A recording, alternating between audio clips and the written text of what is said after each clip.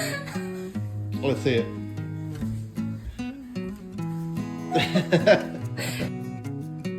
Hey, today I'm going to show you how I am getting ready to make. I feel stupid. I just don't know. I feel stupid. I just don't know. I feel stupid. I just don't know. I feel stupid. I just don't know. I feel stupid. I just don't know.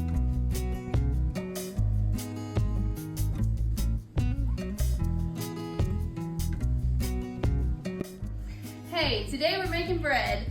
So I started making bread for our family a few months ago. Actually, I've been making bread for quite a while with sourdough, but today we're going to be using yeast. I just kind of got tired of there being 500 ingredients in store-bought bread, so I just looked up a recipe and started making my own bread every single week, and then that has progressed into me refusing to buy bread products at all. Like, I'm making our own sandwich bread, French bread, biscuits, tortillas, pretty much any kind of bread product I am making on my own, because you can make it with just a few ingredients instead of 100 ingredients listed on the packages. So here is what's going in my bread today. This is the first step. We are going to start with 2 1/4 teaspoon of active yeast.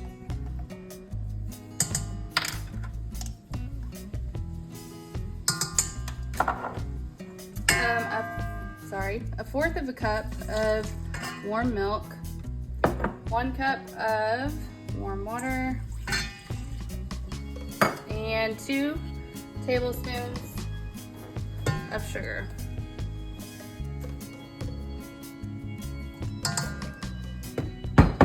So I'm just going to whisk this all together, and then I'm going to let it sit for 5 to 10 minutes to let the yeast bloom, and then we'll check back in.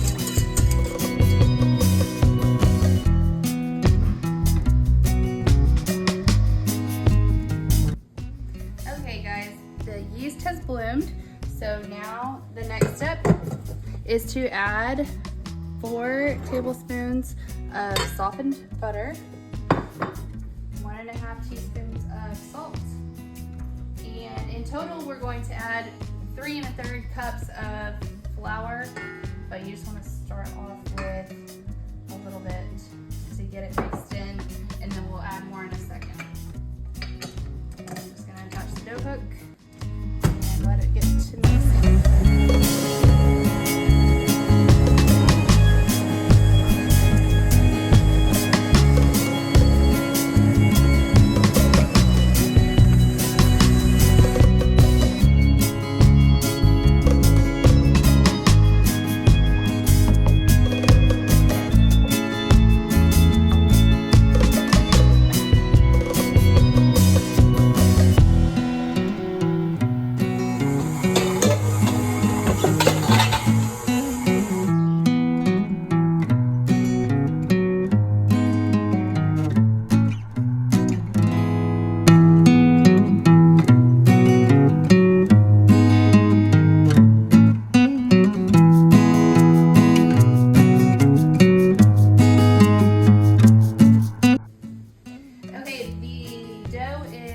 Mixing, and it needs to knead for about 5 minutes when you're mixing it, give or take. And I did add a little bit of flour.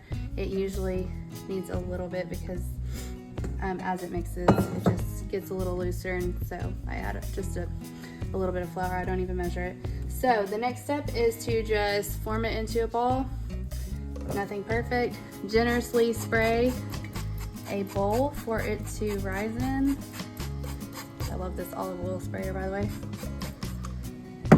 So I plop it down in there, toss it around, get the sides a little bit oily, and then I'm going to cover this with a thin towel and let it sit and rise.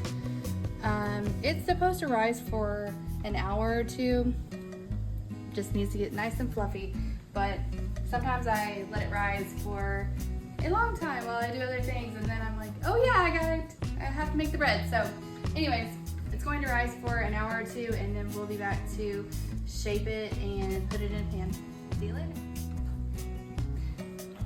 So I have decided, after seeing all the things on the internet, that I must be a scrunchy mom, because a crunchy mom makes everything from scratch.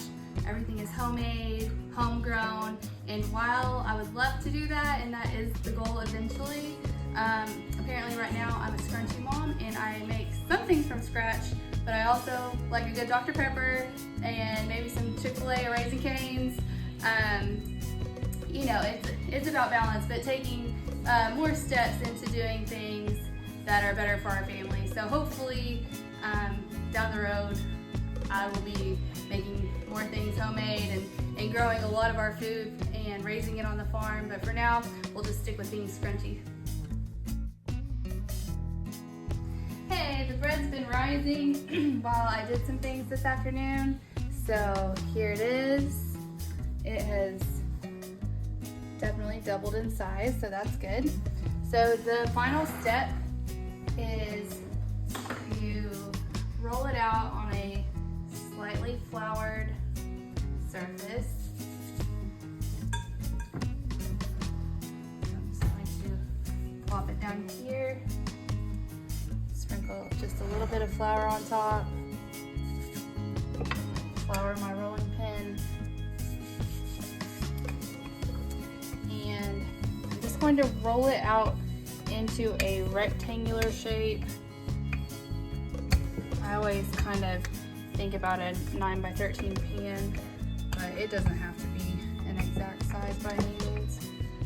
So you just roll it out, and then you start on one end, roll it up into a log, then I tuck the ends under, and then I'm going to take a loaf pan, spray olive oil,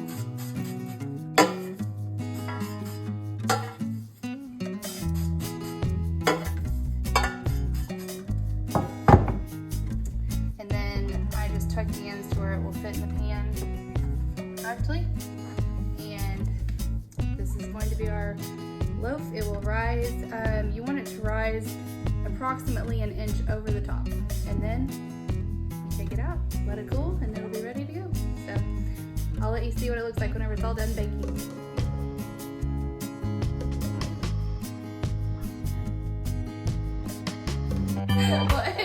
An Irish jig. Yeah.